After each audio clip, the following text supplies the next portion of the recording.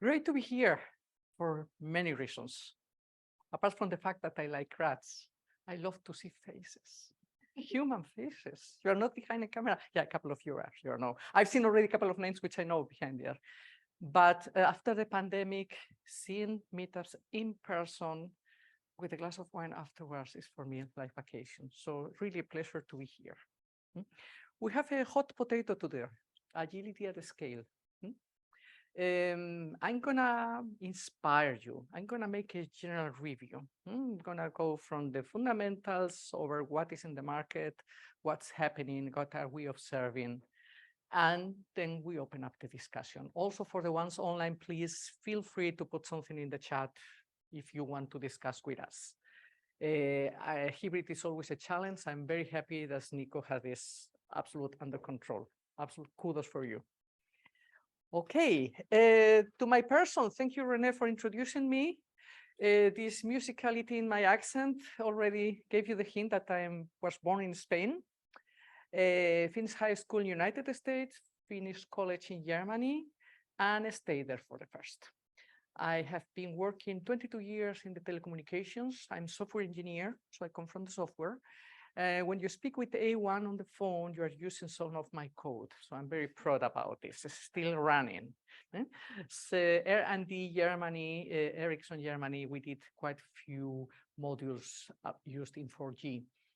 And Ericsson was 2011, one of the first huge multinationals who introduced agility at scale. Until that point, we had a lot of Scrum ongoing all over the place. But suddenly, a big company, when I say big, is 150,000 over 180 countries. So it's not a startup in a garage.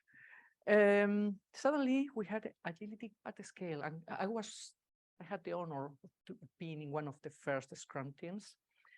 So I was one of the guinea pigs. And it was a very interesting experience. We learned a lot. So after several years involved in the agile transformation of Ericsson, 5 years ago, I left Ericsson together with 2 other colleagues, and we founded this company, Rodriguez, Pardo and Sox, where we work all over Europe and South America related to agile transformations, agile trainings, whatever you need for agile methodologies. I'm public speaker. I'm very happy that I was twice already in Graz. Also inside companies, but I really like to go to international conferences because there you see what's happening. Where are we moving to? In Agile Graz last year, Jürgen Appello presented a new Agile at scale model, the UNFIX. What's happening? Where are we moving to? Here, the Agile conferences are always a great help. We can actually say in the last 20 years in agility, not much has happened, to be very honest. We keep doing copy and paste, but we come to that. We come back to that. And yeah, I have quite a few certifications and I certified myself. I personally, I have to know them all because the customers come and say, Almudena, what should I do next? I've done the PSM1. What should be my next certification? Some of them are good. Some of them are crap. So I have to know this. As I already mentioned, we are active in many, we have a wide toolbox. We might run a training, we might run a consultancy, we might have a coaching, we might review a strategy, a presentation. So whatever the customer needs, we very much adapt to the needs of the customers. And now we are talking about me and my company. Anything else you might want to know, we are reachable in internet. And of course, with my name in LinkedIn, there is no way not to find me.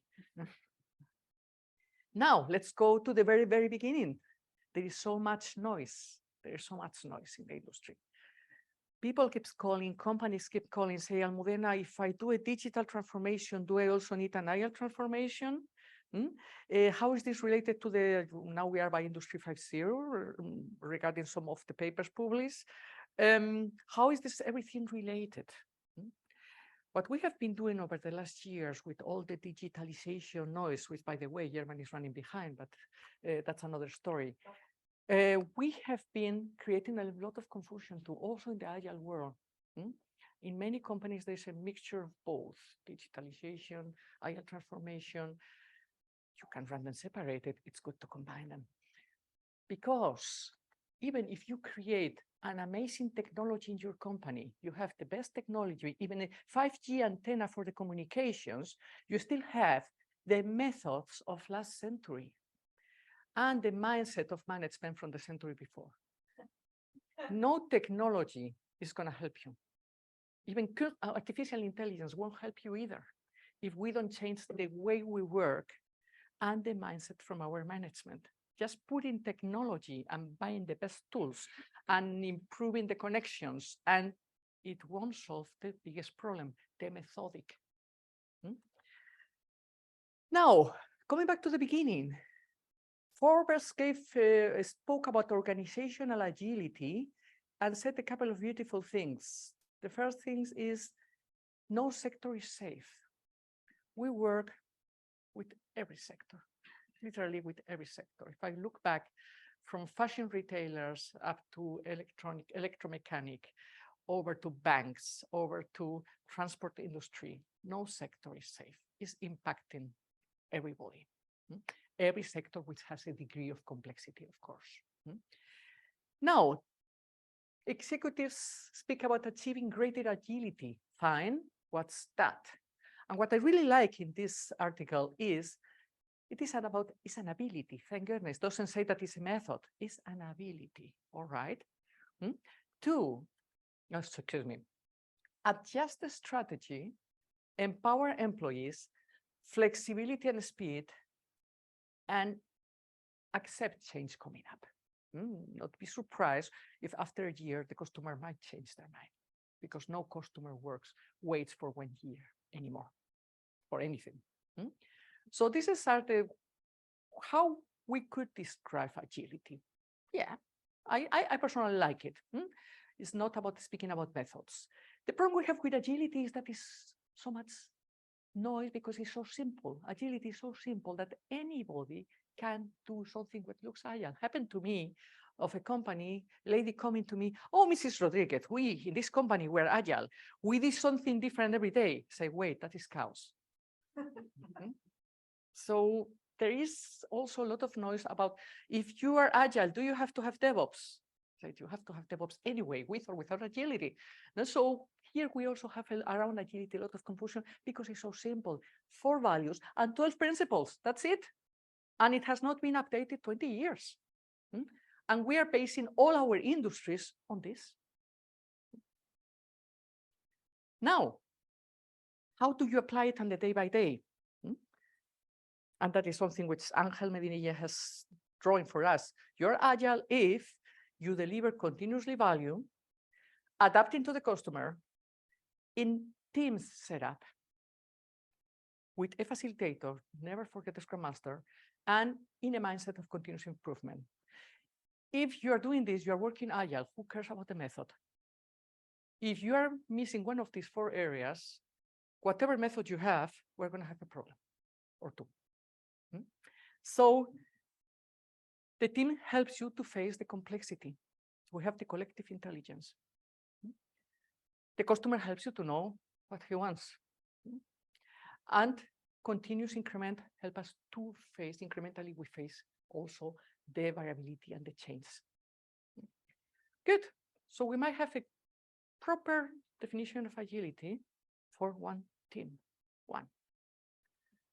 Now Scrum came, fantastic. 1995, we got 5 ceremonies, 3 roles, and 3 artifacts. Nobody says Scrum is overloaded and they have 12 parts. Everybody says SAFe is overloaded and doesn't have more than that. But anyway, Scrum did a fantastic job. We're using Scrum so many places.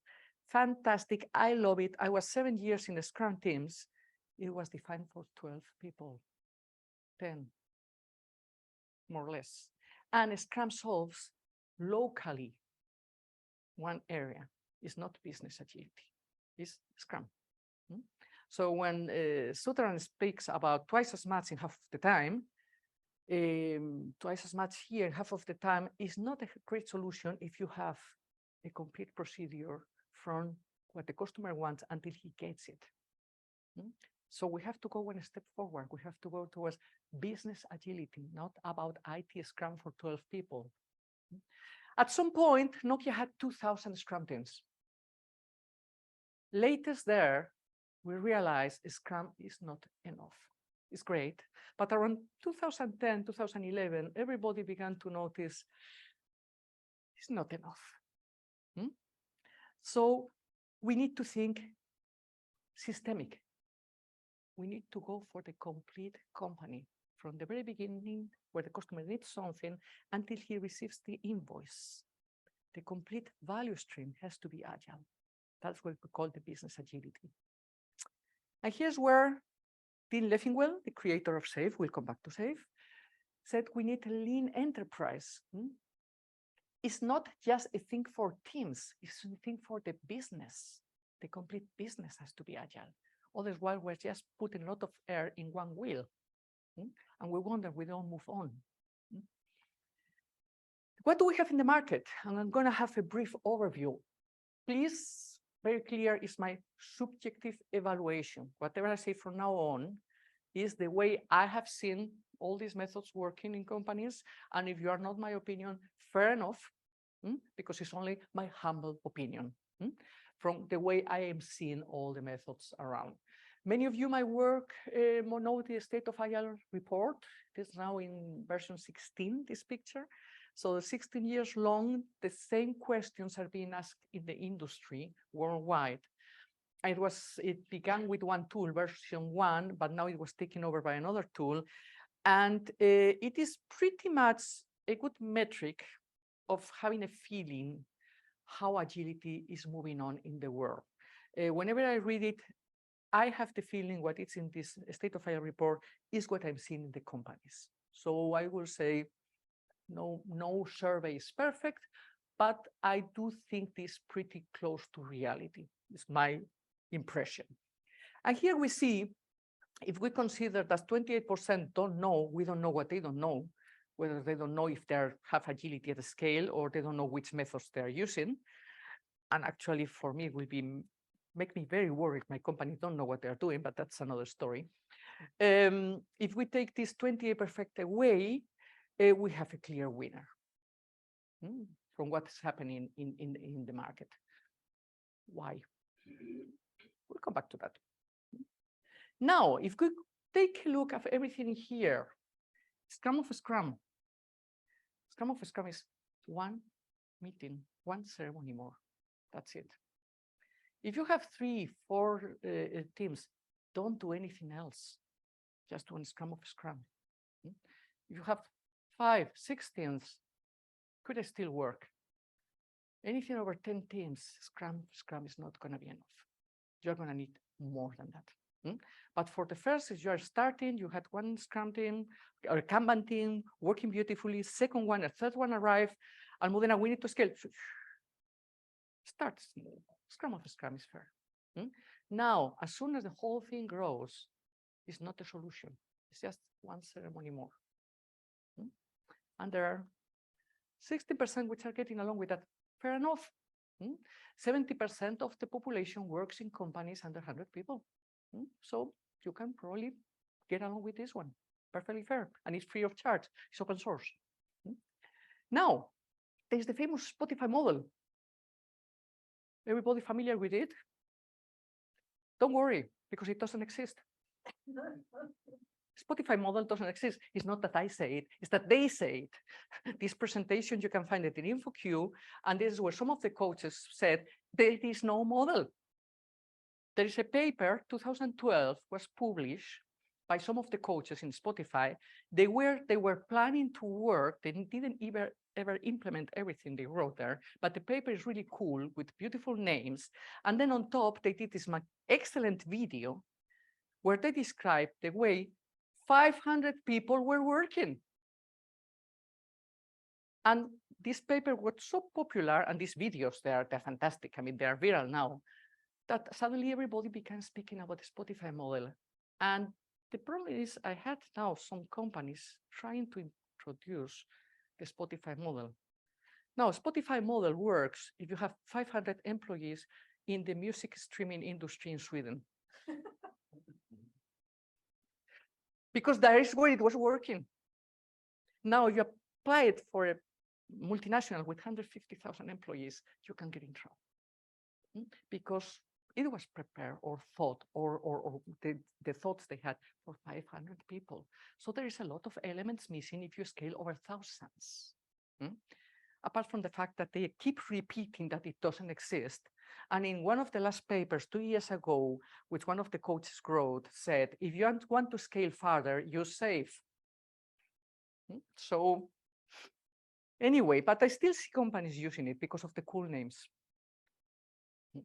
And Spotify took those names because nobody else was using them. And now everybody's saying a squad, league. Anyway, so careful with this really fancy video and fantastic paper if you have more complexity than 500 23-year-olders in the music streaming. Less, I like less. I had the honor to be less certificated by Greg Larman in Amsterdam. I was 5 days with him there, had beautiful conversations. I really liked the approach. Very close in several elements to SAFe, to Nexus. Everything is about the 100 people. This 100 people concept, the centuria, the number. It's repeated in all the frameworks. And I absolutely like what Greg has done. I personally see the difficulty applying it to bigger companies with a huge legacy. If you are a growing startup, for God's sake, try it out. If you don't have any monolithic architecture, but you already started your products with a small modulation, with some multi-services, fantastic, try it. If you have a monolithic architecture, and when you're speaking over the phone in the telecommunications, we still have code from the 80s working, less can be a huge challenge.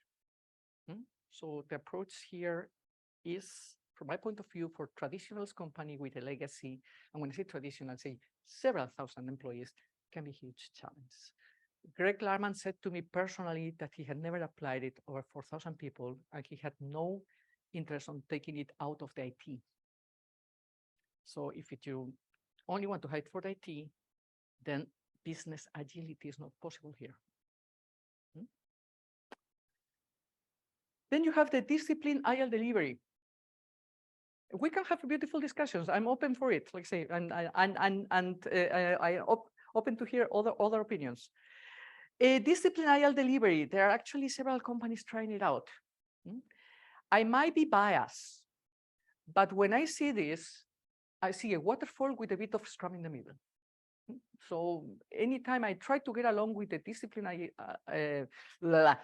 agile delivery, I ended up saying, sorry, this is waterfall, and you've put in a Scrum in the middle. And I had a huge discussion with one discipline agile delivery trainer who told me, yeah, Almudena, but this is very, very good when the teams are not mature. I said, well, why don't you try to bring the teams to maturity and apply something else? Instead of putting something there because the teams are not mature, then they're never going to get mature. So I personally see a hybrid.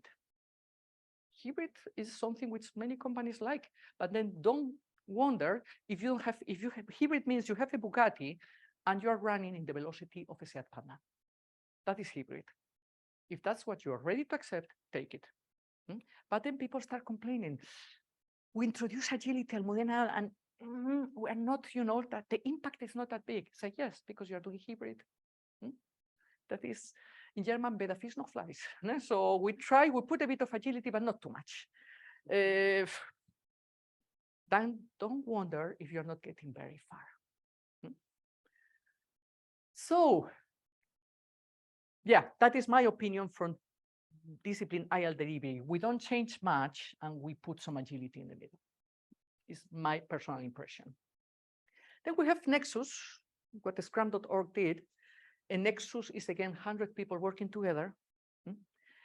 It's a bit more of a Scrum of Scrums, but again, 3 Nexus, 4 Nexus, 400, 500 people, how to coordinate between each other. It's not detailed.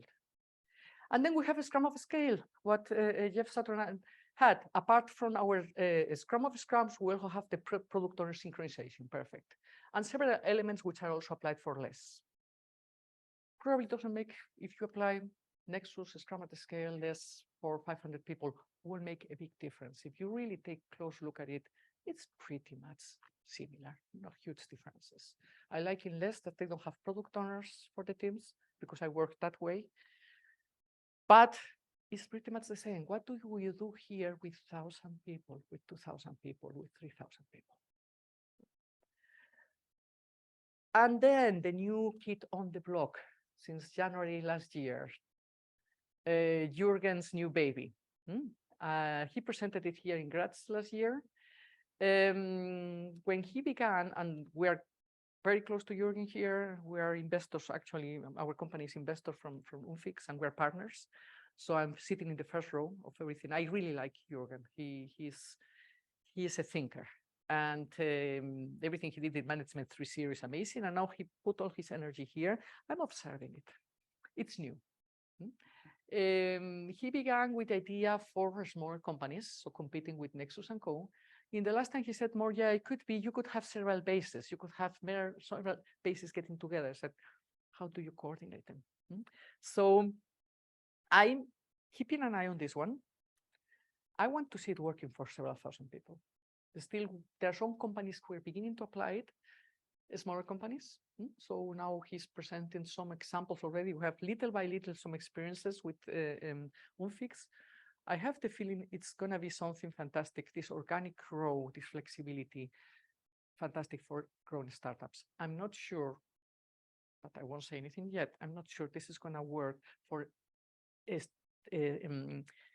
existing industries with a huge legacy of 100 years to move them into agility. What Jürgen has done is he has included here management. He has a concept how management is going to involve. And for example, you have the concept of captain within the teams, also something which is not seen in other frameworks. So it's really interesting to take a closer look of what he's planning. Still, we don't have that much practical experiences because it's new. Might be the new shooting star. Yet, I'm sitting in the first row, but I'm still a bit skeptic if it's really going to compete with the business agility. So we have one left. We have one left, the monster. Why do we say the monster? Because there are pretty people who have nothing to do. I'll show you one example that bitch around about SAFe all the day. The official definition from SAFe, and he already says in the title, Enterprise Agility, SAFe has a holistic thought on the complete company. And he's put together principal practices, competencies from Lean, Agile, and DevOps. It's taken from the left hand to the right. Not that much new in SAFe, just beautifully put together. And it speaks about complete lean enterprise agility. So the vision is for the complete business. That was the first thing I really like here. Of course, like I already mentioned, there are so many people bitching around. I protected the identity of this person. I didn't want to kill anybody's career.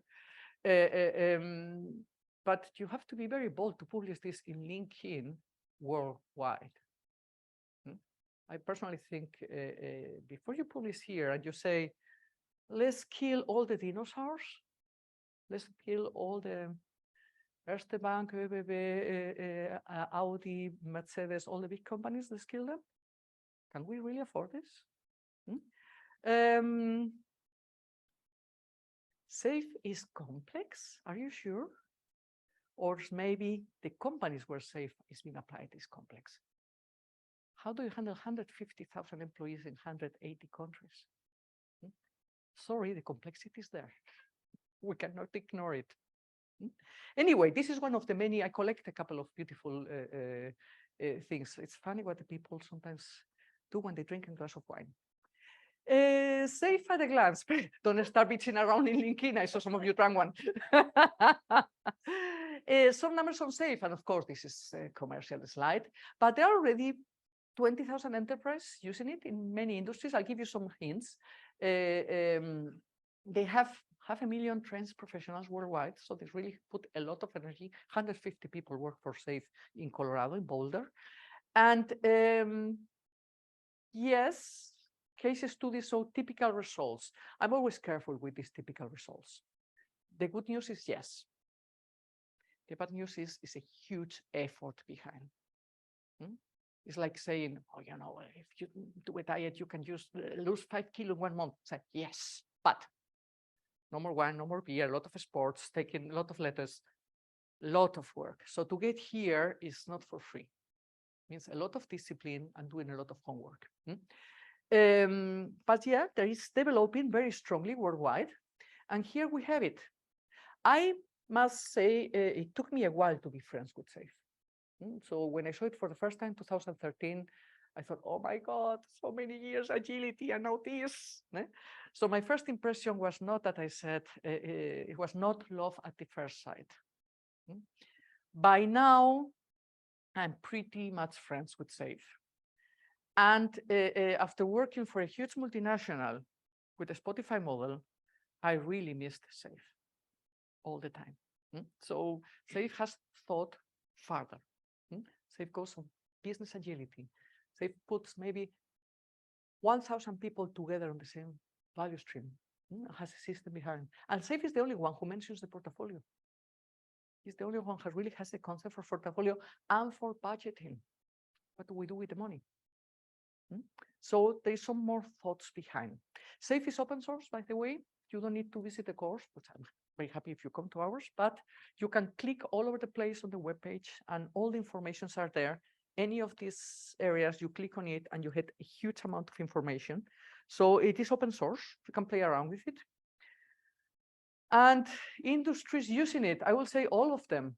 So from airlines, Porsche, Deutsche Telekom, television contacts, health area, SAP, American Air Force use it. FedEx has, I don't know, I think 700 IL release trains. Entity Data, Nokia. Travelport has a beautiful interpretation. Lockheed Martin, Bosch. I will show you one example of Bosch. Lego, the employment office from France.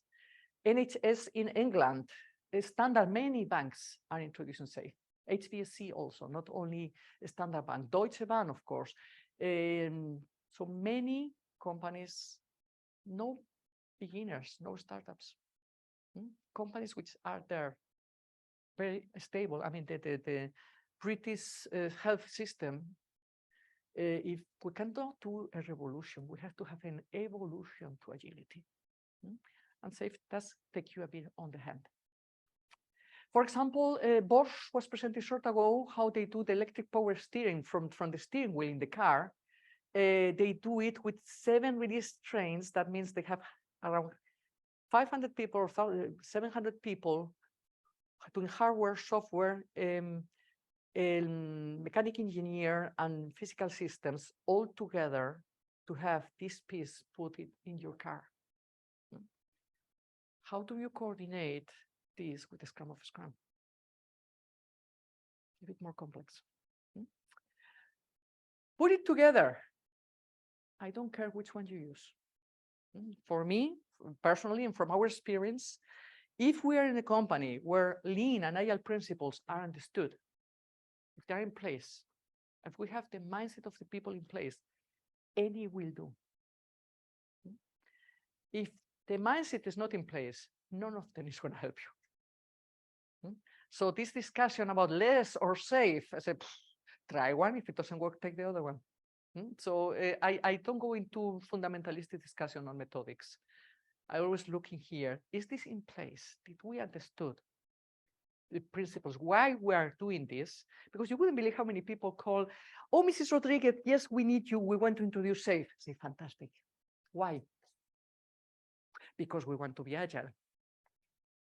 Why? Silence. Silence. I say, please do your homework first. Why do you want to introduce a framework? What's the problem you're trying to solve? Is this in place? Or do you have a huge problem and you hope that the framework is going to solve it? Which has not worked yet, or I haven't seen it work. Now I'm going to give you as a present, the famous Rodriguez rules of agility. And we don't have a patent on it yet, so you can copy them. If you're going to scale in your company, 4 golden rules.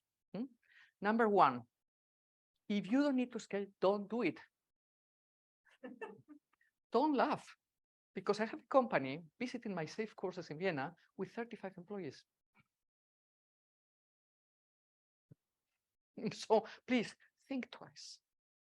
You have 100, 150, say, wait, before you think of frameworks, let's do some Scrum of Scrum product owners think. And let's see. If you don't have to scale, don't. Number 2, secure the foundations are in place. How many people introduce a framework? They don't have Scrum teams yet. Say, momento, to make a scaling framework, at a scale, you need to scale something. So you need to have Scrum or Kanban teams, which are a bit mature, which know how to work, who have a feeling how this works, and then you can go to the second step to scale. But these Scrum teams have to be in there. But I had one company, they bought a SAFe course, and I arrived. None of them knew what agility was. They were starting right away with SAFe and say, how many Scrum teams do you have? None yet. I say, good, this is gonna work. So please secure the fundamentals are there to scale. Number 3, ask why every single day. And we need to put this why. And we're going to introduce a why. And we have to why. Question everything. If you see in your company some consultant running around like me, question it. Why are we doing this? Question it. Don't just take the management decide to use SAFe. No, then we have to question it. Why? And the last one, think big, big plan.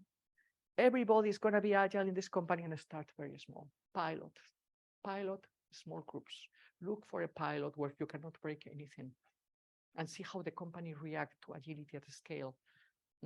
Look, sometimes I say, okay, one product maybe in the IT, which has around 100 people, let's pilot there, don't touch anything else yet. Let's see how your company is reacting, how the rest of the organization is behaving when we have this pilot. Don't go for a huge transformation, big bang, the complete company goes for business agility, sounds great. It's not gonna work. Start small and see how the company reacts. So why is it sometimes not working? I've heard some numbers about 70% of the IR transformations fail. And the problem is that could be true. The problem is not that the methods are not good enough. Let's sit down and wait until something better than SAFe comes. Could be unfixed, I don't know. As for today, and here I like to speak of my aunt. My aunt said to me once, from all possibility to be together in a couple, the less bad one is getting married. And I see that's the same for SAFe. From all possibility in the market to scale, the less bad one is SAFe. Nothing about perfection, but it's what we have. But it's not about agility is clear, has taken all over, also outside the IT. Agility is going to transform all functions industry. Yes, we're going for business agility. Now, the greatest impediment is not that we need better methodologies. There's empirical evidence. We can already show benefits of everything we have done, of Scrum, of LESS, of Kanban. We can show this empirical evidence. I saw it when I first came in the Scrum team. The next product we put in the market, quality was far better. So we saw it ourselves. It works. The problem we have is behavior of management, expectations of management, the new role of management. No method is going to work if we cannot introduce leadership. That's the reason I'm so happy to be at new leadership. And when you scale agility, and maybe I should make another rule with that, take care of your management. Any IR at the scale, any method you use, take care of your management. Take them on the hand and bring them with you.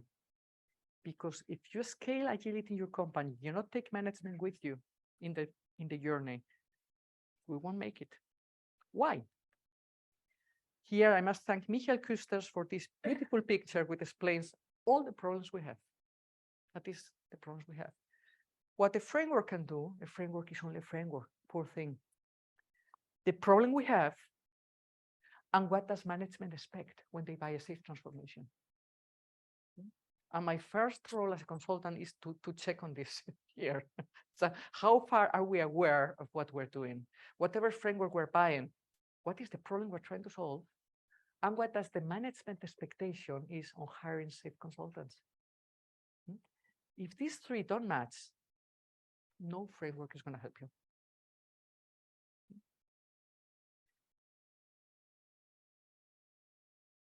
At this point, I'm going to say muchísimas gracias por vuestra atención y a los guapos que estáis desde España, un besote.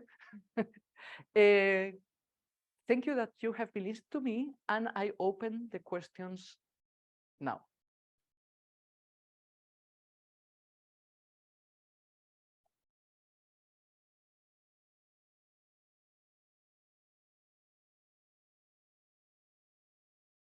I know I am in your way between the glass and wine and you. I am in the middle. I'm completely aware. But I would like to hear your impressions, your thoughts. Also, the ones online, feel free to write in the chat. Please. How do you correct the problem to take the executives on your hand, especially in long-lasting companies with a lot of legacy stuff there? So I guess that's the companies are mostly, if they are long-lasting, they are mostly hierarchically organized, which is a sort of issue in my perspective. Yes. To enable empowerment of the employees. It's where we come from. It is the existing culture. The longer the company exists, the longer the culture is there. So when I arrived to a company, for the first, I smell. No, so I tried to get a feeling. Things got very difficult with the COVID, because for me, very important place is always the coffee machine or the canteen, the informal network. And that was very, very challenging. COVID had created a lot of problems for agile transformations, because it is the informal network, the most important one. So I first observe, where are we with the culture? What is the degree of how bad or good is the situation? And then I personally tried right away to pick them up, at least to have some sort of awareness workshop, maybe not right away into make it a bit comfortable with a lot of empathy. Work very much on the why. The very moment they hire me, there is a problem somewhere, which we need to solve. And that is where I go from. So in order to solve this problem, we need to. Then I work with executives very much one by one. It is, if you have a bunch of Scrum Masters, they speak up. With a bunch of executives all together, they play their cards. So I have a friend, he's the agile coach of a multinational on the site in Barcelona. He coaches the executive board. And I asked him, Fernando, how do you do it? I said, Almudena, one by one in the cafeteria in front of the company. Absolutely informal. You take them, drink a coffee, it's in Spain very simple, and we chat. And then you try to see what are they afraid of. Of course, there are people with a lot of responsibility. Delegation can go in the wrong direction, or that's at least what they think. People are not used. One of the problems we're facing is when we say, come on, you have to delegate on your people, we're agile. It's not only the problem that the executives might not want to delegate, is that the employees have been working for 30 years without an empowerment, and throwing overnight the responsibility on them. So we don't have one problem, we have two problems. And I've seen the ball coming back. I saw a team saying to the management, no, you decide, not us, thank you.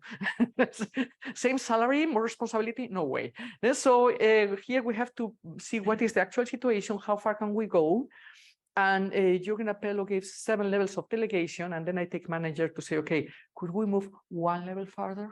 So it's not that you delegate everything now. Could we delegate a couple of things? I start with very simple things. If I see a manager running around with the Excel sheet with the vacation plan, say, can you not let the people organize their vacation themselves? You are not an administrator. Send the Excel sheet and they should fill it by themselves, and period. So I start with the small things, this delegation process. Not don't start with the new salary system, delegate it on the employees. Say, let's go little by little. Everybody has to get used to the new situation. And I know what it was like to come in a Scrum team after 15 years developing, and suddenly all the responsibility was on the Scrum team. And I pick up something, I walked around, say, who is responsible for this now with the Agile setup? You guys. Okay, great. Who is responsible for this document now? It is you. All right. So we were not panicking, but we were a bit nervous. Suddenly, we had a huge amount of empowerment, and it took us a way to handle it. Now I'm very happy it happened. What could happen, of course, and management is not stupid, if you are delegating a lot of work, you might need less management. And it could be that the company has too many managers. You add emails to the management? And we need to fill some quotes, so it can even expand. So here is where we also work with the mindset. There's work for everybody. There's manager and management. If there is management has been delegated, we might need less managers, but that doesn't mean you have nothing else to do in this company. It's work for everybody. There's product management roles, there's product ownership roles. And here you see the traits of the person, how flexible they are. I had in Ericsson very good managers, and they were really very good at saying, okay, my role is obsolete. I'm going to move to this, to the right or to the left, where there's more needs now for me. So my experience is if we get them in the mindset in the right place, we will find a place to take them, but it is really one by one with a lot of love and a lot of empathy.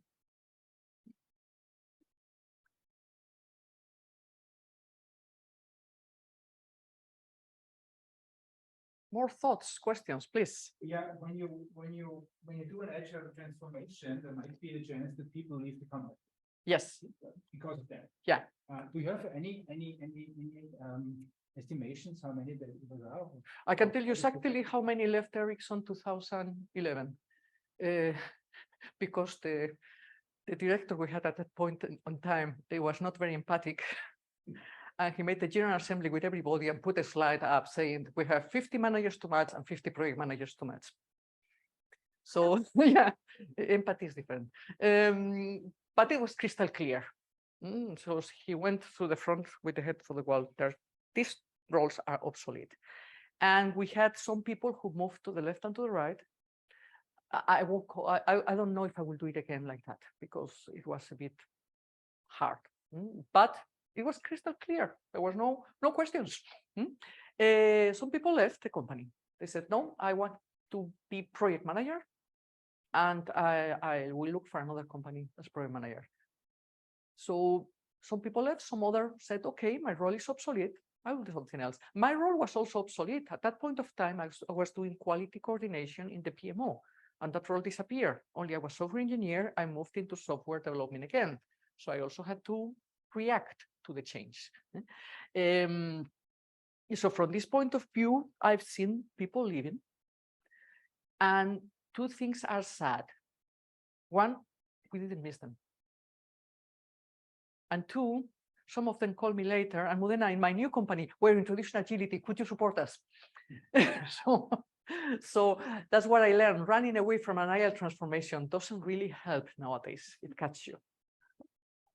It cuts you. What percentage do you think is going to leave the company? Because I come to you, I hire you to transform my company, I have 200,000 people. How many? Depends on. I won't give a number. I won't give a number because it can only be playing wrong. Depends on the mentality of the company. Depends on the actual number of managers. I was coaching a company in Spain. I had 20 people in the room in a management course, in this Management 3.0. And at some point, they were speaking about other managers, about their groups, about that. I said, excuse me, how many are you in the company? No, we're 100. So you're 100, and I have here 20 managers. And you speak about more managers. Who works there? In this company, I will say intuitively, a couple of them should leave the company. So they had like 75% too much management. So depends in quite a few factors. Of course, then I ask, how big is your group? 3 people. You have 3 people, 1 manager. So I've seen so many companies and so many setups that is very difficult to say. But for the most people, I haven't seen the company falling back due to people leaving. If somebody left, were people who their mindset was not flexible enough. I mean, change is a given. Change is there. Whether it's an agile transformation, it's a digitalization, it's introducing artificial intelligence. Every 2 years, we're going to have a big change. Either you like it or you like it. And if you don't have this mentality, looking for a sector where change is not going to happen, it's going to be a challenge. I won't give you the number. Or maybe later when the microphone is closed. Maybe later. Please. Is wrong mindset really the only reason why people are living in a agile transformation? Isn't there also the case that the change doesn't happen fast enough for some of the people, and that's why they change as well? Okay, if you have if you have a traditional company in some sector, maybe with some governmental responsibility, change might be slower than in a modern startup in the technology, in the IT. If you have new millennials joining the company, they might say after 1 year, say, hey, here's a bit slow for me. No, I want more tempo, I want more drive. I've seen young people leaving a company because, yeah, it was not fancy enough for them. So, and that is one of the biggest challenges which established big companies have to attract young talent. That is one of the reasons many companies are transforming. When I ask the famous question, why? Say, Almudena, because we want also the young people to join us, and we are not the most modern company. So the pyramid is getting old. You need also some new people joining. It's part of the company. So here, I had this situation in one company in Barcelona. I arrived and everybody was looking. Oh, what was Brian? Brian is leaving. Brian is leaving. I said, oh, Brian is leaving. Okay, yeah, he's very good tester. I said, Brian, you're leaving. You're leaving for a bigger company. I said, no, for a very small one. Okay. You are making probably twice as much salary as here. I said, no, I'm not making more money. Said, where are you going? Because we had a beautiful atmosphere. It was really nice company. He said, it's a huge challenge what they are doing. I want to be there. And then I found out what they were doing. So yeah, I understand. So how do we attract young talent? That will be the question. How do we attract in your company the young people? Which right now the market is a disaster. So there is zero unemployment. There is really, I get in LinkedIn, it's popping up. Almudena, do you have a product owner? Do you have a Scrum Master for me? Almudena, you have this role for me? Say, hey, they don't grow in the trees, right? So they say it's a huge need for people right now. So how do we, the question would be more, how do we attract and attach the young talent in your company? Please. So I come from the social human service sector, and I listen to this, and if anyone has ever worked in a big A or in a institution that runs 24/7, 365, you could say Scrum has been going on for decades, if not centuries. So I find this kind of funny when I hear Scrum and all of this. But my question is this. You mentioned young people. Yeah. Getting people to walk through the door is very challenging enough. I think even more challenging is stopping them from walking out the door. Exactly. Talent So- attraction, talent retention, both of Yeah. them. Yeah. So I guess my question is, where does all this Scrum, Agile, how does it affect at the human level? Like, what's the human, or are there pieces that train trainers on how to deal with the human element? Or is it purely process, methodologies, timeframes, meetings, we stand, we don't sit? I don't know, but where do the soft skills come in?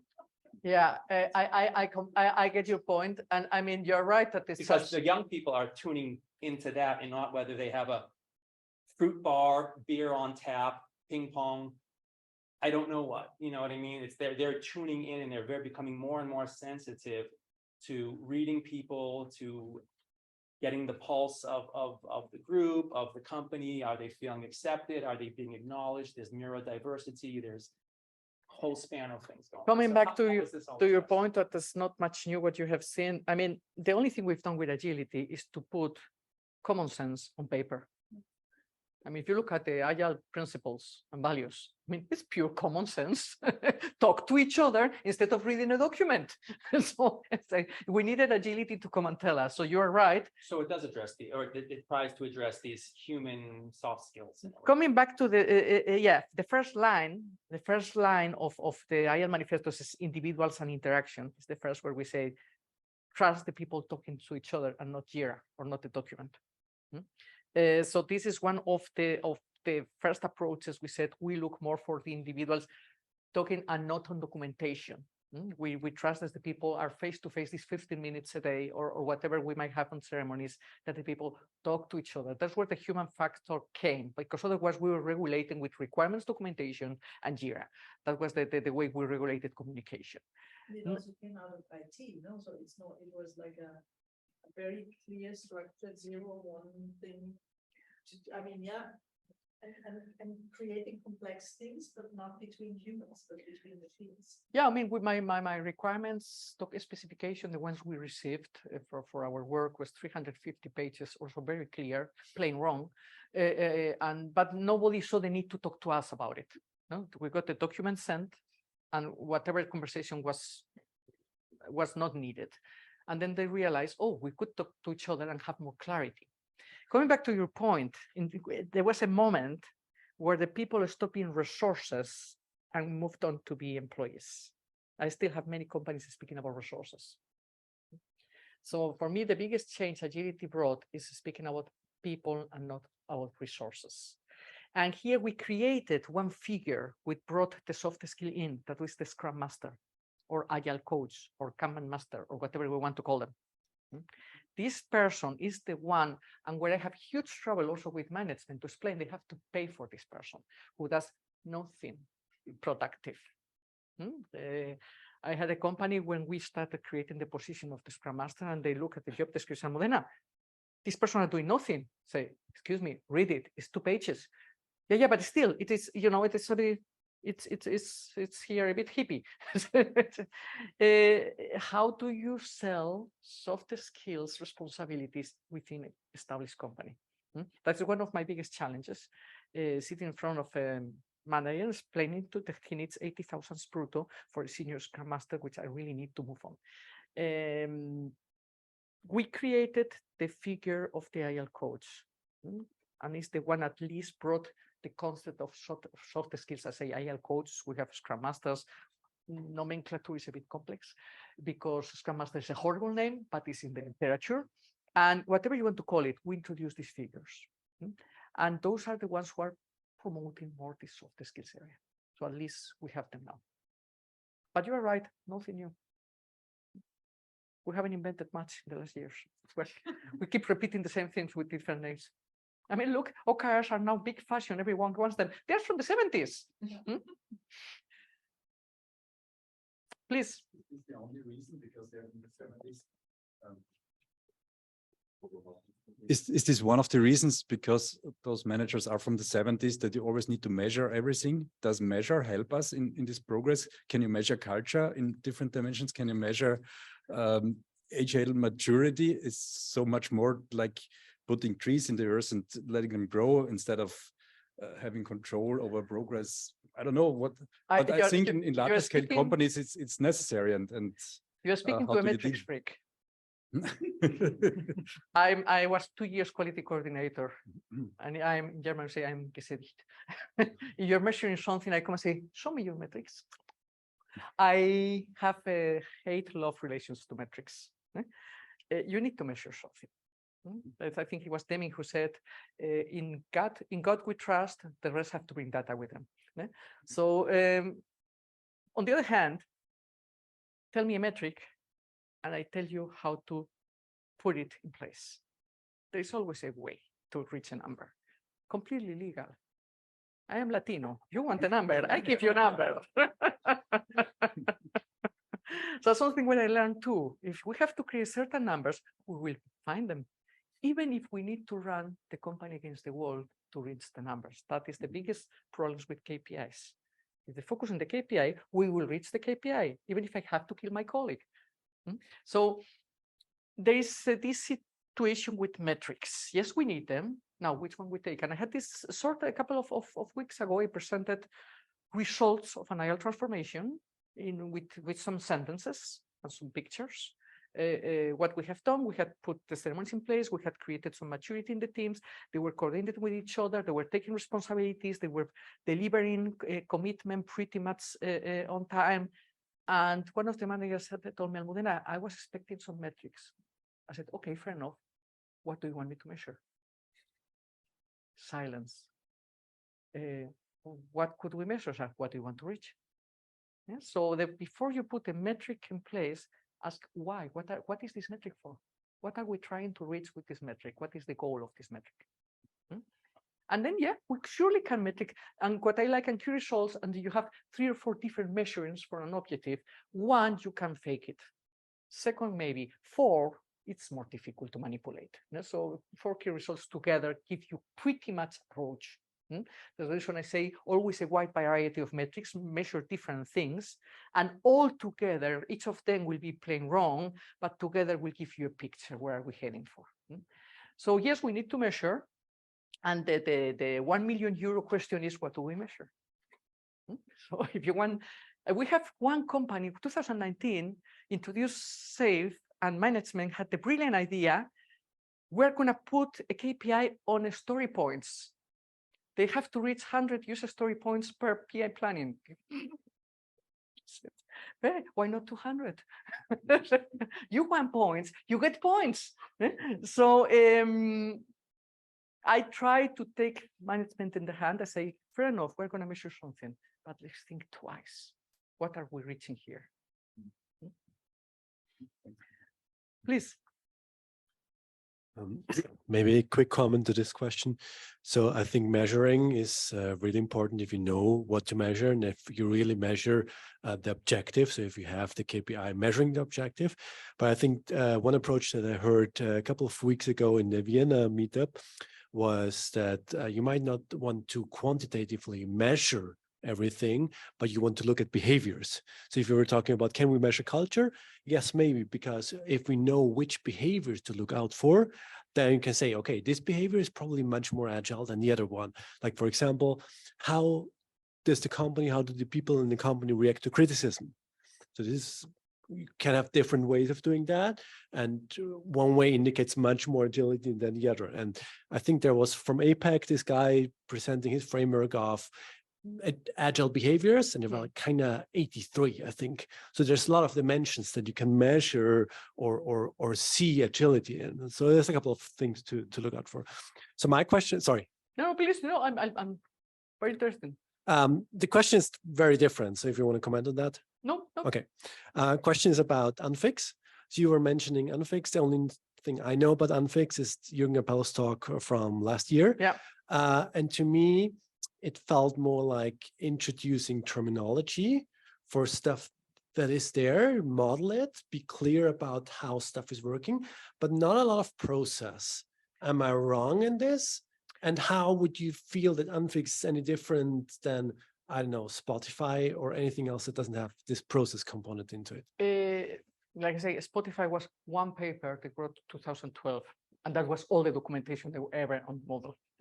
Jürgen has been now, he has a very good web page. He's been now 1.5 years. The last version is coming in September, is the new version for Amphix Common. So he's created now, it's maturing, put it this way, it's maturing. It is interesting how it has evolved, putting manager in the place, introducing management in it, and has a high flexibility of how the teams are set up. He also has some dynamic reteaming. He also has the possibility of having, SAFe is very much oriented to several teams working on the same product. For example, Boeing, or what we saw from Bosch, we have there, what did I say, seven trains, that is 1,000 people working on the same product. And you can leave it a bit more open. You might have completely separated teams under the same base, or you have loosely coupled, which are always the more dangerous, the loosely coupled. They depend a bit on each other.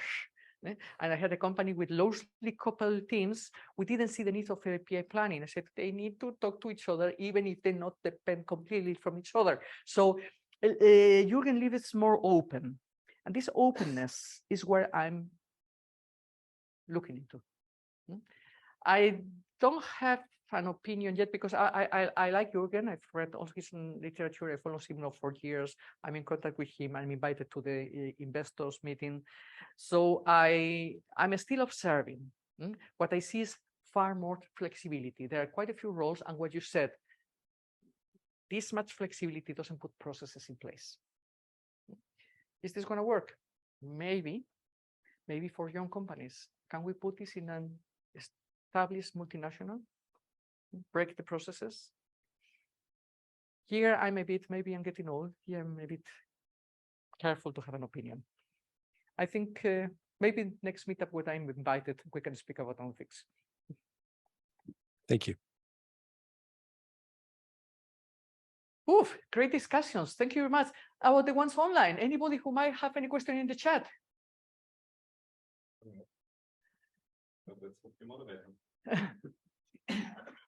One last question, and then we can move to the beautiful part.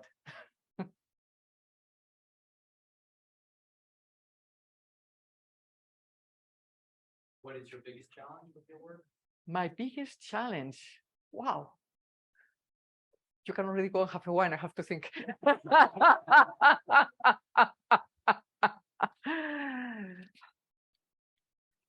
My biggest challenge is probably because of my character or my personality is to push enough that I create some traction, but not to push too much that I drive the people crazy.